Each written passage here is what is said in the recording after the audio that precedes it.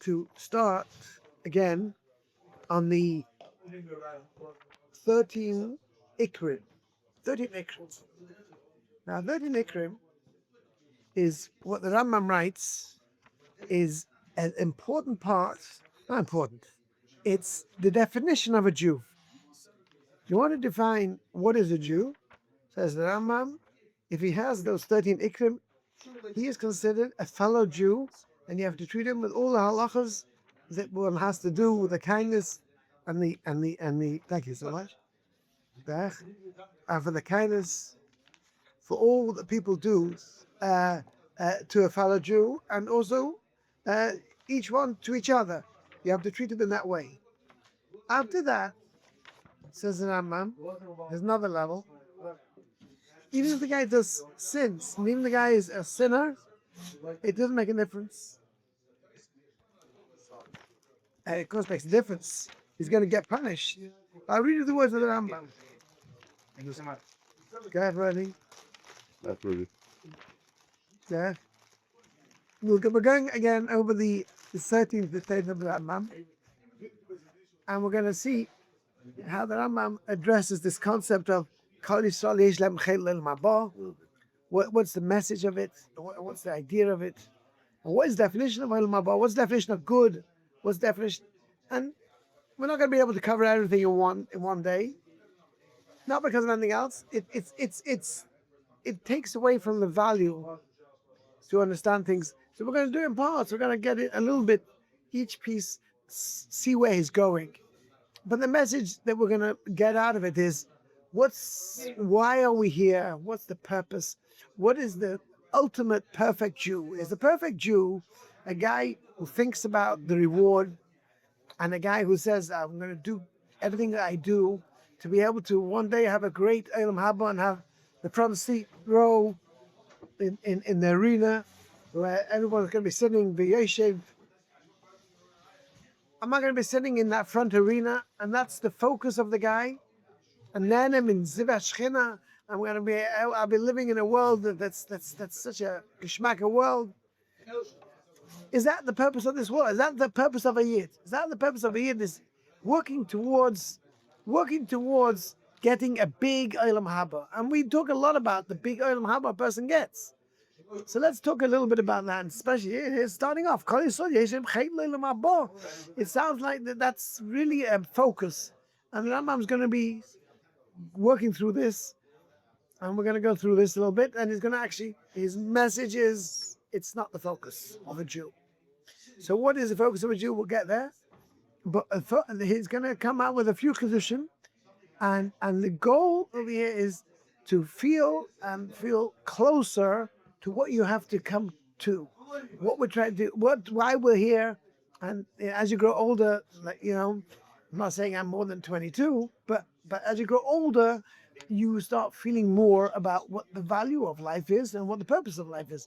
As a bacher, you think you're living forever, right? You're going to be around forever and everything's going to be fine. But as you start feeling and hearing about your friends over here and your friends over there, then all of a sudden, I wonder what it was like Rabbi Lashuv. They'll scare you, right? I'm not scaring anybody, but when you're hearing, I always wondered how Rabbi Lashuv and these Yidden, they didn't have friends left over. It wasn't like they were deaf. Any guy over 100 years old is dealing with a world where he's one of the last ones around. They hang around them. Yeah, that's right. He's basically starting with a new generation. His life is around the generation that was his kids, the generation that were, a very different generation. So let's understand what it's all about. And it's going to be a journey. I don't expect that we're going to come there to the end of the journey in one day.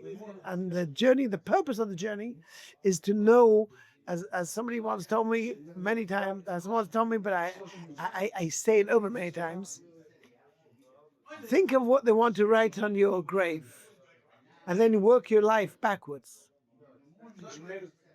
Whatever you like them to write on your grave, okay, that's what you want to be able to get to, and that's because that's what you feel is meaningful for other people backwards. So think about what you want to get to. That's a very important point. But if you understand what life's about, and what the and again, the Rambam is pushing a lot of effort into this. So let's start off. So the Rambam goes out of his way to explain this. Re'isi ledaber bekan be'ikrim rabim be'muna. I'm going to talk about gedolim v'nechmadim ad ma'od. These are very important. You say this. Have a yodea ki ba'alei HaTorah nechleku de'esem b'toiva shetigil la'adam b'asiyas hamitzvos. If you look, you'll find many machleksim between. In his time, it wasn't the Chiddush, but between Rishonim and even earlier, who discuss about what's the purpose, what's taif, what's the ultimate good that's going to happen to a person. What are we striving for, and how we're trying to get there.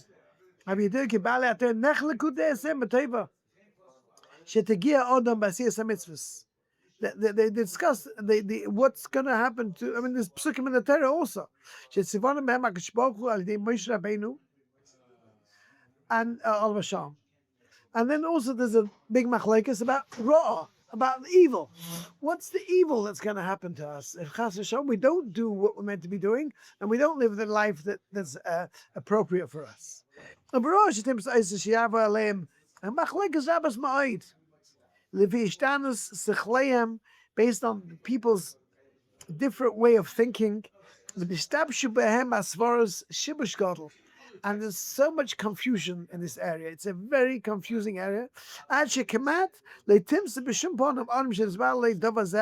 You will not find any one place with one guy, except for the Rambam, of course, one person who's going to go and work it through and just focus on this issue only.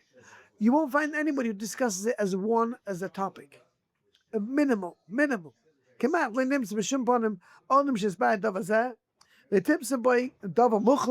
You definitely will not get a clear understanding in this area. It's going to be a lot of confusion.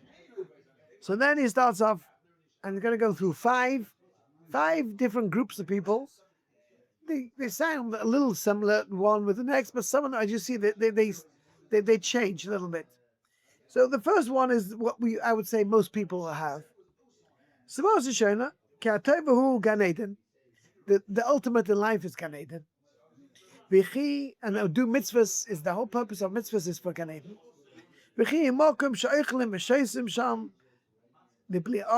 You have a life of perfection. You do not need to eat anything anymore. You're going to be able to eat all the foods, you're going to be able to eat all the foods that you need to eat.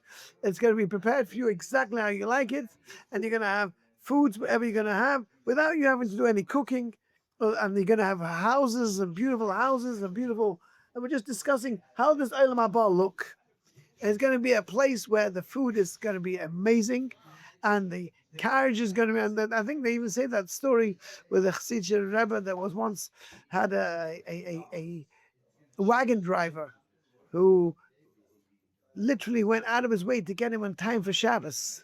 And he was driving his wagon and going through tremendous amount of pressure to get the wagon to be in the town, the horse and wagon, to get him in the cart, to get him in time for Shabbos. And he gets there, and the guy is absolutely finished, literally finished. And he's worn to the bone.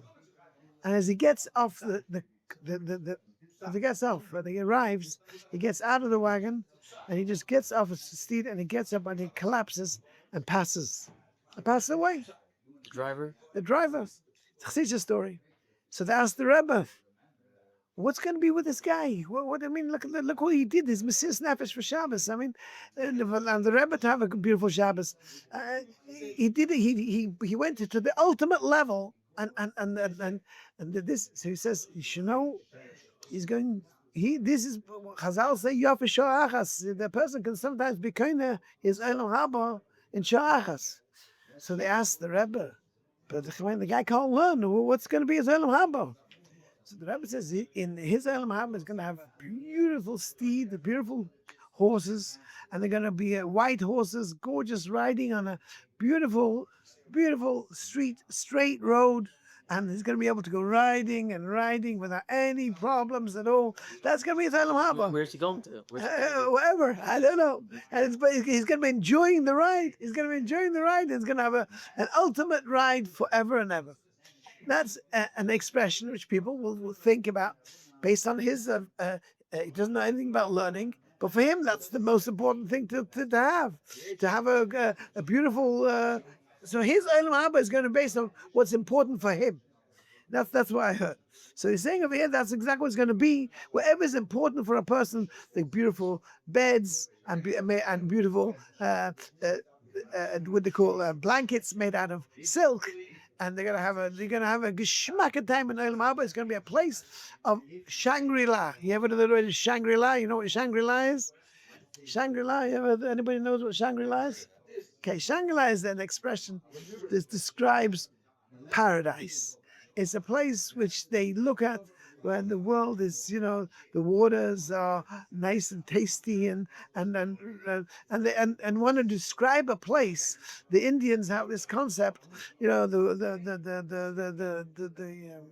Muslims, no Muslims, it's actually voodoo stuff. It's the guys who have an idea of Olam Haba is just a place where it's ultimate perfection in everything physical. Perfection of the physical world.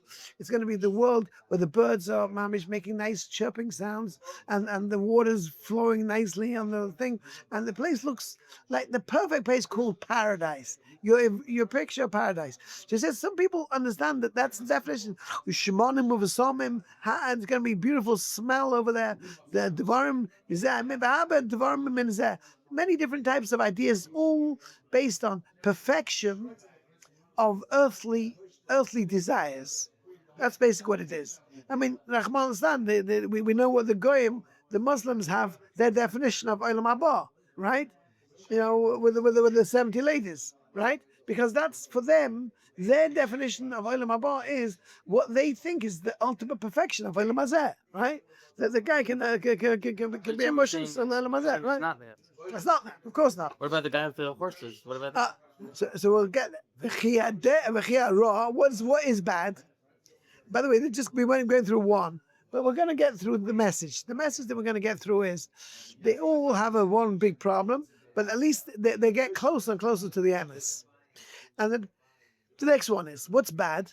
Bad is Gehenna. Gehenna is a place which is burning with fire. Oh, burning. Oh, it's going to be a hot fire. Oh, it's going to be a burning fire. It's a place which, wow, over there you burn bodies. Bodies are thrown inside it, and you go, and they explode with a nuclear explosion. Each body, as they come up to Shemayim, they get thrown into this thing, and they get reburnt again and again and again and again and again. That's the way how we understand Gehenna, right?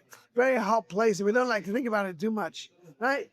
And it's a place where people are mamish getting tortured, and they bring a lot of riots from Psukim to this Indian. If you look at Chazal, you talk about Eishel Gehenna, and you do find these words mentioned, and it definitely and you'll find from Psukim, Divrei Chazal, and Rubai Kekulai talk this way.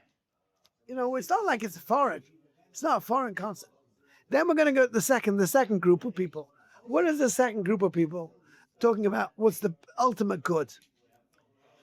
So they hold Taz Boy v'Tachshiv Asher Toiva HaMiyucheles Hu Yemais HaMashiach. That's the day. We're not in Shemayim, but in this world itself. There's going to be a world of ultimate good. That's the beauty of the world. There's going to be one day a world called Mashiach. And that's going to be Meher Yigala. Oh, you know how people are going to look like? They're going to look like angels. Everyone's going to have wings, but we're all going to look like angels. We're all going to be so well behaved. We're going to be, no more doing Averas anymore. The world is going to be so perfect that every guy in the world is going to be a pure man. No more Averas. No more Averas. The world will be perfect. And it says, and people will live forever. They're going to be taller. for Yibu, and they're going to be many of them. They're going to have Yatzmu, and they're going to go just grow more and more Malachim in the world. The world's going to just be full of perfect people. And the world will carry on like that, and maybe the world will expand also. Mashiach, he'll also live forever. If we're living forever, of course, Mashiach's going to live forever. And then also, and also, oh, another thing, by the way, this is very interesting. Chazal say this. And those times, the world will have trees that are going to come out from it clothing. Which size? This is size 1, 2, 3, children's size. Come out that tree. And you know what? The tall on top of the tree is the older size, and the top tree is the old man's size, right? So you're going to have all different sizes, portly, not portly, all the different size suits you can think of is going to be growing from trees, and it's chazal. It's not based, it's based on the Gemara. So there's going to be a world where it's going to be baking. Oh, by the way, the trees also going to have breads, all different types of cookies and breads. The sandwich cream cookies that you have, it's going to be growing from a tree. It's going to be growing from a tree. And you're going to have all the trees, and you go picking. What would you like for today? You want cotton candy? You go from that tree. You want to get this? Anything you want is grown on trees. Trees are going to be all over the place, getting you the food that you need, all well packaged, except for the sign. Mendelssohn's Pizza, they won't have any names on it. It won't have names on the thing. It'll have Sesame's, what do you call it? Sesame donuts. Sesame donuts without the word sesame on it. I don't know if it tastes the same, but they won't come in the same boxes. It will be just a very, very, it'll be the same tasting, but you won't look at the package. It'll be God's donuts, okay? And there's going to be, everyone's going to, and people think that's what's going to happen in the world, that the world will come to a time when Mashiach will be here, we'll have no problems anymore, and there's going to be, everyone's going to be perfect, and what's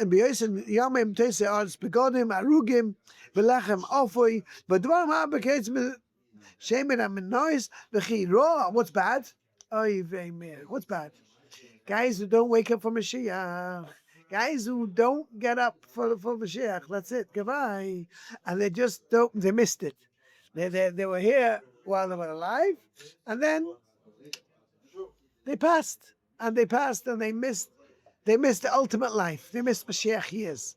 And that's the worst thing that a person can have, that he doesn't get up for Mashiach, and he won't be seeing all these beautiful feelings.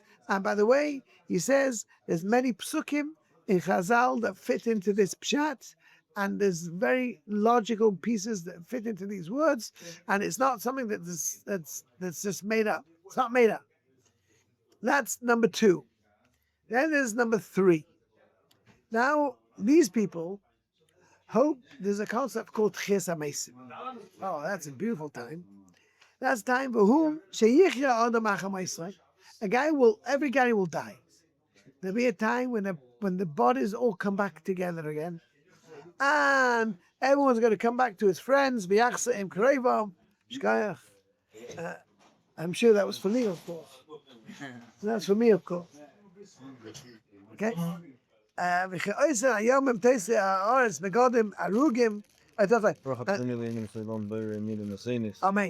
then there's kata shlishi that people think, which is Ches HaMeisim, and that is a person will one day die, but he will come back together with his family. Amen. And that's what's going to happen. And he's going to be able to enjoy his family again, and he's going to live together with his family. And the main idea of Mashiach is we all come back together again as one family. All great-grandfathers and great-great-grandfathers and great-great all come together. We all live together happily ever after. That's, he says, is a group of people who believe that's what Mashiach's all about. And what's bad about that? Of course, the bad version of the same thing is guys who aren't brought around and unfortunately don't get up for Mashiach. And that's also a very unfortunate situation. Very, very unfortunate situation. And he says that is kat shlishis. Now, that's Kat Revius. Now we're going to get to the fourth. I hope I'm not boring you, but it's worthwhile for one purpose. Because when you hear this clearly, they all fit into things that you've heard about Mashiach. These are not unusual things. Nothing over here is unusual. It's a little bit exaggerated that they only hold that's the only thing. But when you tie all those things together, they have pieces that have definitely psukim that fit into these ideas. And Mamori Chazal and Gemaras. Mamori Gemara that says that when Mashiach comes, there's going to be trees that are going to have begodim growing out of them, and these things, we have to understand what it means. But that's what it says. And you're going to have bread, or the bread is going to be all baked already. Now, I don't know how it works by the crust, but it's going to be heavy crust, not heavy crust. Maybe the closer to the top gets heavy crust, not too close to the top gets less crust. But let's carry on weiter. The fourth group of people is the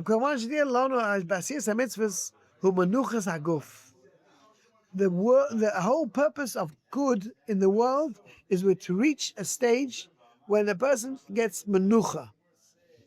And he'll get whatever he needs forever. But in this world.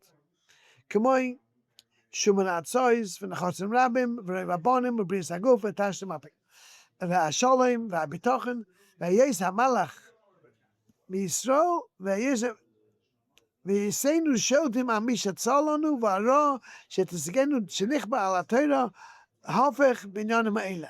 He says over here there's going to be a world where the world is going to be in a beautiful state of bliss, where Klal Yisrael are going to be able to have a blissful time without any worries. Life will be easy. It sounds very similar. Each one of these things sound very similar, and we have to get to the point. What's he trying to get to? And we're going to get it to, and we're going to end up with that point. We're starting from the beginning of the point. And this is like this. And it's worthwhile going through this again and again and again, because it's such an important message. That he says that a person should. I want to read you what he says at the end, just to understand why I'm putting a little bit of effort into this. He writes over here at the end.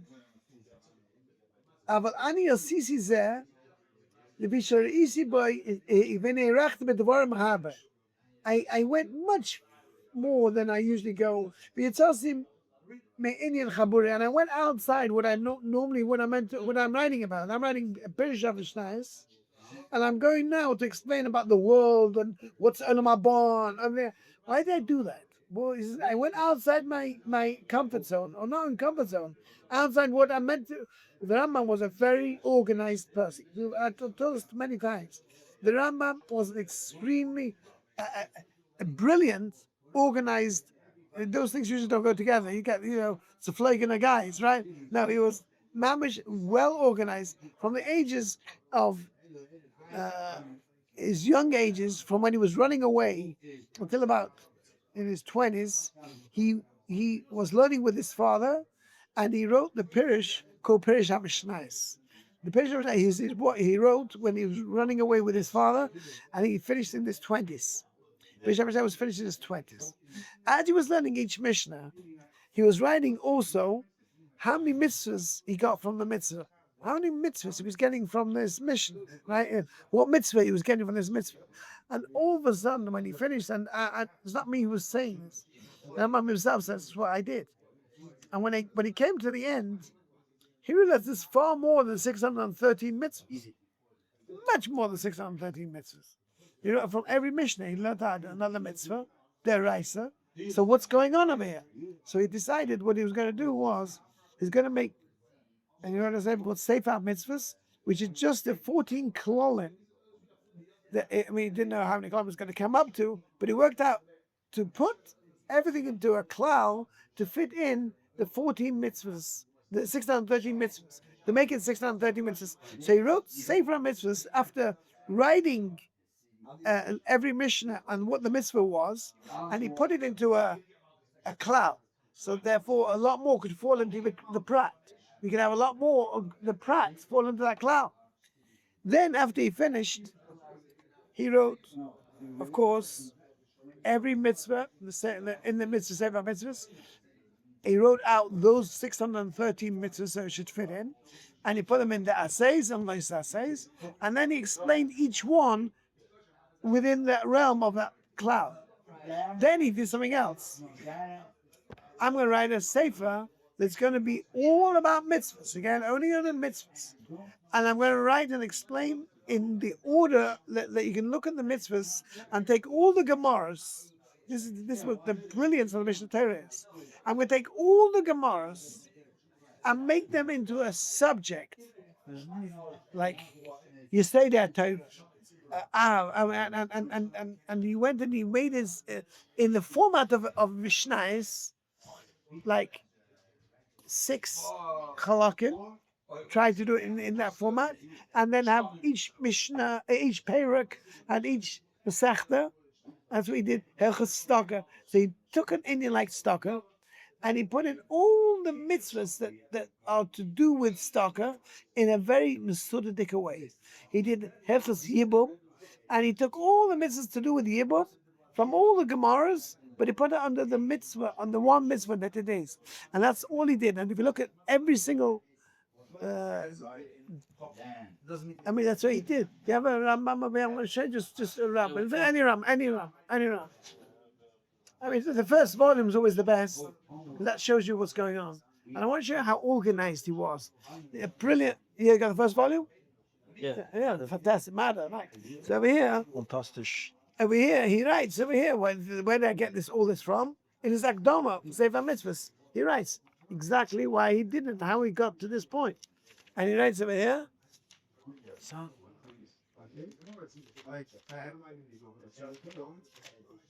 Akdama, then the Rambam writes, The order of what? The order of mitzvahs, all to do with mitzvahs. in the order of what? Of where they come up in the text? No. It's the order of how to live life of the Jew. Like Chaim. He made his own order. He made his own order, but the idea was to build everything from scratch, starting from the Gemara. So that's the Gemara, starting from the Gemara, and all the Mefarshim and all the Yishalmis and all the Medrashim and all the Yisha and all the Tosefos, the Sefer and Sifris. He took them all together and he made it into a subject called the mitzvah of Stalker. And then he went and he put it into an order that you can understand from the beginning to the end how to give tzedakah, what's involved with tzedakah, and what's the purpose of tzedakah, and then he gives you a little bit more. It's a brilliant. You will never understand until you actually read it fully from the high end. When we learn in yeshiva, the big problem that we learn everything is that we learn it from the Gemara and we go backwards. We see what's the Rambam saying in the Gemara. But did you notice that every single Rambam,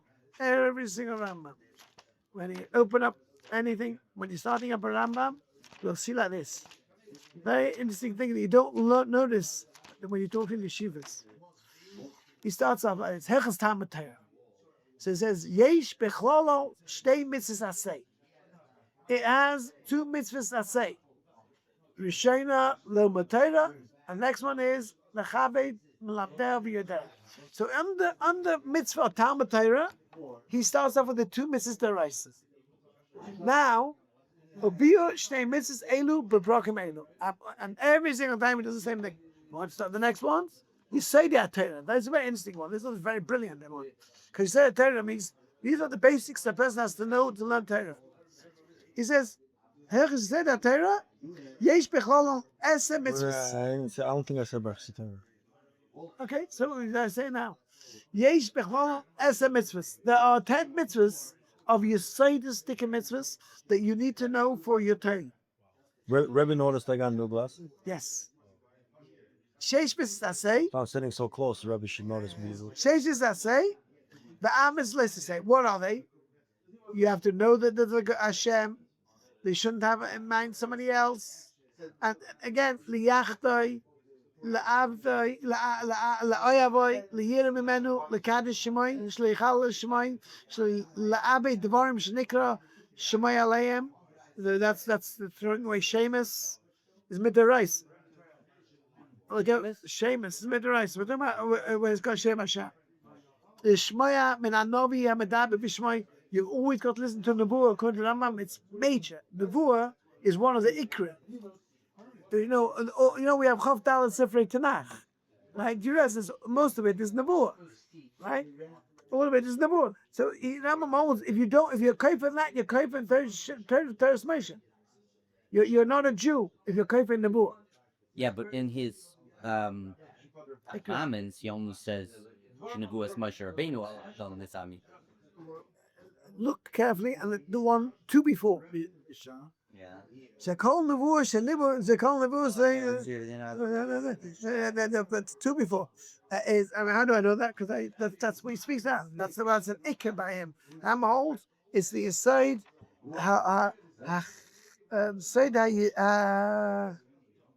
Ashvi. No, what is it? It's Chayda Shishim. Shayid HaShishim. The Elohim and Nevi'im and Nebuah who Shayid HaShishim, and the one after is Nebuah Moshe Rabbeinu. So I'm sorry. So the sixth one is that there is a Nebuah, and the second one is the Moshe Rabbeinu's biggest novel. And then about what the Torah is, everything else, and there's not one difference in Torah. Or what, okay, whatever. We'll go through them, but you should know when we go through them, we'll understand it a lot more if you understand they're based on Mitzvahs Deraisa. It's all a Mitzvah Deraisa, and there's 10 Mitzvahs Deraisa in Yesod Torah. You've got to, and he starting this way, and you have to understand. And what I'll just show you one of them, which is brilliant, and this is where Rabbi Miller, Victor Miller was very big in. Look what he says over here. Just read the words. How do you get to love Hashem? How do you get to love Hashem? You want to know how to get to love Hashem? You'd love to know how to get to love. How do you get to fear Hashem? It's not the way how you think. It doesn't say learn Musa. It doesn't say, it says, be Rabbi Victor Miller. Look what it says. B'shar she'yispoinen ha'odom b'maisav u'bruyo ha'nifloim ha'gdolim yiram behem chachmosei she'en erech leketz. Look at creation. Look at I creation. have a kasha on this, even though some people look at the Teva and they're makir the Bayer, and then other people look at the Teva and they start to deny the Yad Hashem. So what's the difference? Because There has to be both. No. I think the obvious answer. The answer is based on where they're coming from, where they're starting. Are they starting to come to prove Hashem, or they're starting to come to deny Hashem? If you're looking to, I want you to know, I've seen it. I just had this situation. I'm not thinking about what the case was, but it's fascinating. When you're looking, disputed among scientists whether it is created or not, right? It's about 50-50 now. Can finish the answer. Let me finish the answer. You should know it's a moeilige Zach. You can see the obvious, but if your mind is to look not for the obvious, you will miss it. Because when you're looking and you're trying not to see the obvious, then you will not see the obvious. It depends on what you want to be. As the famous Reb Chaim says, you're not looking at, if you're trying to do it to have tirutzim, then you can't, then the caches are not caches with expecting answers. If you're looking to find tirutzim to how you behave, then the questions that you have are not looking for answers. So we can't answer a question which doesn't look for a teretz. If you have the teretz, why are you looking for that question? If your behavior is only based on your questions, that means you're trying to forever your behavior. And therefore, that's the reason why those questions don't have answers. Those questions don't have answers because you're not looking for answers. You're looking for answers for your own behavior. You're not looking for answers for the questions that you ask. You're trying to prove your own behavior from the answers, from the questions that you have. But that's it. Okay, listen, we're going to carry on with Mishim next week. And it's like, I don't want to put anybody to sleep totally. So, we enjoyed a little bit of learning about what the Rambam was and who he did and what he did is one of my favorite. And just from anything else, the brilliance of the Rambam is beyond anybody's comprehension how he did what he did. You don't know, you've got no idea. If you just look at, if anybody ever learned Yesod HaTorah, it's not at all simple. It's not so easy. It's not easy. Talmud Torah is very easy. I mean, easier. But Yesod HaTorah, he says things that you're going to be you'll blow yourself over. He's of the opinion, Rambam's of the opinion, that the moon and the stars and the Galgalim are all have a neshama. And they all have seichel bigger than people. You ever heard this one? They haven't. I read you the words. I didn't say anything myself. Don't. Look what it says. Mexicans have neshama. The Rambam doesn't talk about Mexican. You go ask them. Look at these words. If you want them to read the words, What? I wasn't talking to him.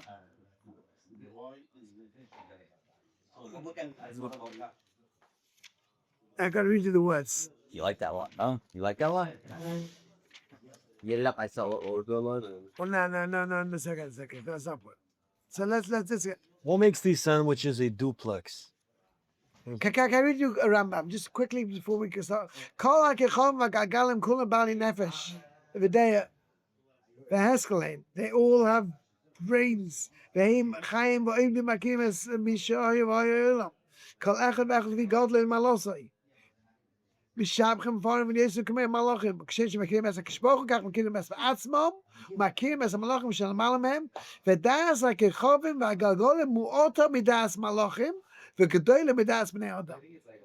about that Rambam? Okay, we'll finish off with that Rambam. We'll end off.